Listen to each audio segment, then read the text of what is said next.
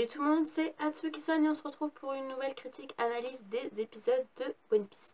On va parler de l'épisode 773, un épisode super joli et franchement, il était excellent. Alors, dans cet épisode, qu'est-ce qu'on a su? Alors, dans l'épisode précédent, souvenez-vous, la dernière image qu'on a eue de l'épisode, c'était comme quoi Nekomamushi voulait retrouver Marco. Donc Marco le Phénix, donc l'ex-premier commandant de l'équipage de Barbe Blanche. Et du coup, Nekomamushi voulait le retrouver. Alors moi, ça m'a un petit peu... j'ai trouvé cet épisode un petit peu super marrant. Parce que du coup, quand Nekomamushi parle de Marco, eh ben, on retrouve Luffy qui, lui, se demande, mais je me souviens plus de qui c'est. Et du coup, on le voit, mais qui c'est donc? On le voit réfléchir et après, il va s'en souvenir parce que du coup, Robin va faire une petite comparaison avec un ananas parce qu'apparemment, Marco ressemble à un ananas. C'est vrai que l'air de ressemblance, c'est vrai qu'il est quand même assez ressemblant à un ananas, mais du coup, moi, ça m'a fait beaucoup rire. Et franchement, Luffy, il a une mémoire de poisson rouge. Non mais clairement. Je trouve que Luffy a une mémoire de poisson rouge parce que du coup, il se souvient même plus de qui c'était alors qu'il est quand même il est quand même allé à la bataille de Marineford. C'est quand même grand. Mais bon. Donc du coup, Nekomamushi veut retrouver Marco. Et dans cet épisode, on va aussi savoir ce qui s'est passé un an avant entre la confrontation de Barbe Noire, pardon, et de Marco et son nouveau équipage, les commandants de l'ex-équipage de Barbe Blanche, ses acolytes et tout ça. Et on va savoir qu'en fait, Marco et son équipage se sont complètement fait latter la gueule, clairement. Ils ont eu ils se sont fait écraser par Barbe Noire. Excuse, décidément, je n'y arriverai jamais. Et du coup, grâce à ça, on va savoir que Barbe Noire est devenue Yonko à la place de Barbe Blanche. Parce qu'il faut savoir qu'à la mort de Barbe Blanche, pendant un an, personne n'a succédé à son pouvoir de Yonko. Donc du coup, Marco, lui, voulait se venger par rapport à ce que Barbe Noire a fait à Barbe Blanche. Donc il l'a complètement tué. Et du coup, ils se sont confrontés par rapport à ça. Et je pense qu'après avoir écrasé Marco, Barbe Noire a hérité du titre de Yonko. Alors, est-ce que Marco a succédé au pouvoir de Barbe Blanche et qu'il était devenu Yonko? Ça, on n'en sait rien. Parce que c'est vrai que Marco était quand même le premier commandant de l'équipage de Barbe Blanche. Il est quand même assez puissant. Et en plus, son pouvoir est assez intéressant parce que du coup, le pouvoir du phénix, on ne sait pas grand chose de son pouvoir parce que, ok, il peut se régénérer, mais quand on regarde les descriptions de tous les fruits du démon, on a un fruit du démon de Marco inconnu. Voilà. On sait, c'est le fruit du phénix, on pourrait dire comme ça, mais du coup, il n'a pas vraiment de nom spécifique pour ce fruit. Donc, ça, on n'en sait rien. Donc, du coup, on apprend donc cette partie-là. Et Luffy voudrait donc retrouver Marco pour le remercier de tout ce qu'il a fait à Marineford. Il l'a quand même sauvé, il a quand même demandé aux autres de le sauver. Donc voilà. Ensuite, on va retrouver donc les Minks qui veulent souhaiter le retour sain et sauf de Reizu. Donc du coup, on voit évidemment un passage assez marrant où Reizu fait une super belle technique. Et ensuite, on va retrouver Luffy qui va partir pour récupérer Sanji. Et Nami va l'arrêter parce qu'elle ne veut pas qu'il parte tout seul. Donc du coup, Nami va lui donner une petite excuse. Tu peux pas partir sans navigatrice. Donc du coup, Nami va rejoindre le groupe de Luffy. Chopper va aussi se retrouver dans le groupe de Luffy et Nami parce que du coup Pekmum est encore blessé, donc du coup vu que c'est le médecin il veut le surveiller. Et ensuite on va retrouver Bro qui veut aussi se joindre à eux parce que du coup ils étaient tous les trois responsables du départ de Sanji et ils s'en veulent et donc du coup il veut se racheter par rapport je pense à Luffy et ça va faire un petit impact je pense pour la suite.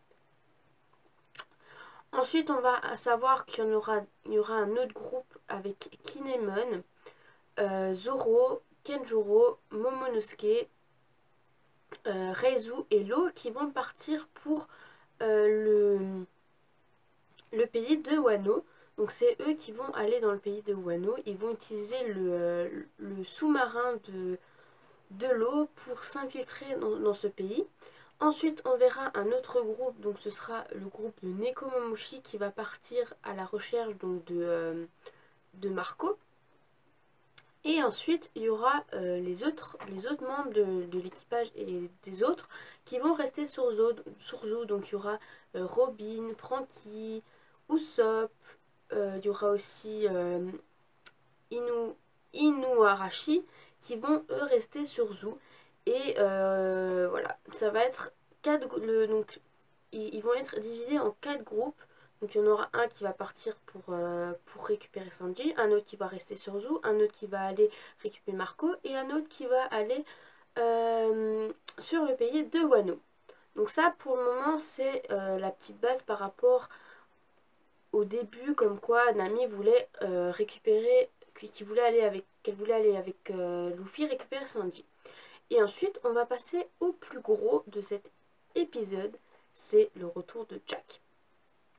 Alors, souvenez-vous, dans l'épisode avant, donc dans l'épisode de la semaine dernière, Jack voulait tout simplement tuer l'éléphant pour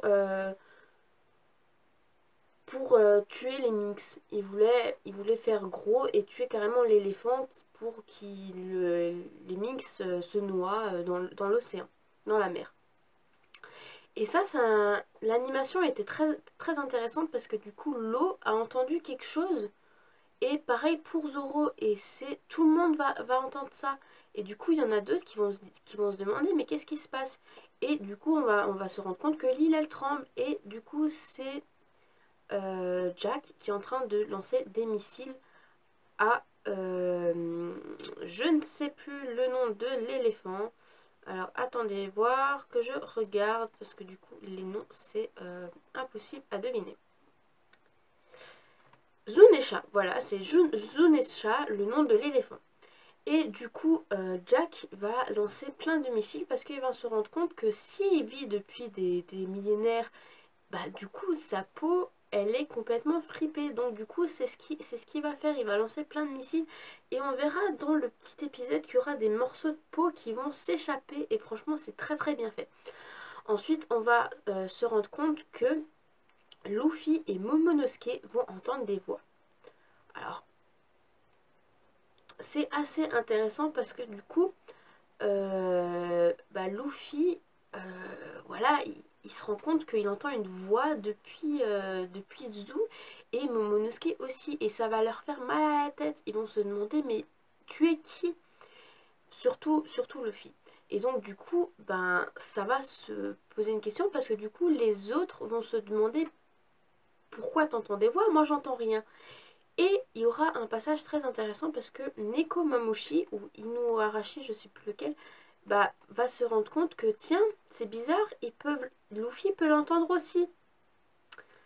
Mais pour l'instant, on ne sait pas encore qui est cette voix. Donc du coup, c'est assez intéressant parce que je pense que pour l'épisode suivant, on aura pas mal de choses. Et ce qui veut dire, c'est que la semaine prochaine, c'est Luffy et Zunesha. Et donc, du coup, le teaser de la semaine prochaine est super intéressant. Et nous sommes le 24. Nous sommes le mardi 24 janvier 2017. Le dimanche 29 janvier 2017. Donc, il y aura 7 épisodes. Ce qui veut dire, c'est que soit soit le 5, ou même le 29, soit ce dimanche, ou soit dimanche prochain, le 5 février 2017, nous arrivons à Zou. C'était plus court que prévu quand même, je pensais pas autant, parce que du coup, avec les petites pauses des épisodes, je pensais que ça allait durer beaucoup plus longtemps. Mais du coup, non. Donc du coup, on va arriver sur Totland. Et j'ai trop envie de voir cet arc. Parce que moi, j'adore Sanji et personnellement, ça va être du bon travail. Aussi, si vous avez vu la couverture du tome 84, vous avez pu voir un petit avant-goût de l'arc de Totland. Et c'est assez marrant parce que du coup on retrouve Sanji et sa famille. Et on se rend compte que en fait bah, ses frères et ses sœurs ont des couleurs de cheveux complètement différentes. On va retrouver sa sœur qui a les cheveux roses. Un de ses frères, je ne sais jamais les noms. Excusez-moi, il faut vraiment que je me mette dans le bain des noms des Bismuth.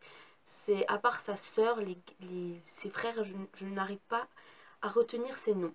Donc il y en a un qui a les cheveux rouges et la combinaison et ses vêtements rouges. Il y en a un qui a les cheveux verts et sa combinaison vert. Et le dernier qui a les cheveux bleus et qui a la combinaison bleue. Et moi je trouve que ça ressemble beaucoup aux Power Rangers. Sanji est jaune ou alors noir avec son surnom. On retrouve sa sœur qui est rose, un de ses frères qui est bleu, un de ses frères qui est vert et un de ses frères qui est rouge. Voilà, moi je trouve que ça ressemble beaucoup aux Power Rangers. Mais que franchement, quand j'ai regardé la couverture, je me suis dit, ok, ses frères sont complètement différents de Sanji, ils ont une couleur complètement différente. Parce que quand on lit les chapitres, donc les scans, on se rend pas compte en fait qu'ils ont des couleurs différentes. Mais bon. Donc voilà, cette critique analyse de l'épisode 800, non 700, excusez-moi, je ne suis pas dans les chapitres. L'épisode 773 est fini. Je pense qu'on aura de belles surprises pour la semaine prochaine, enfin pour dimanche. Donc voilà, je vous souhaite aussi une très très bonne journée et je vous dis à de prochaines aventures One Piece. Allez, salut mes Nakama!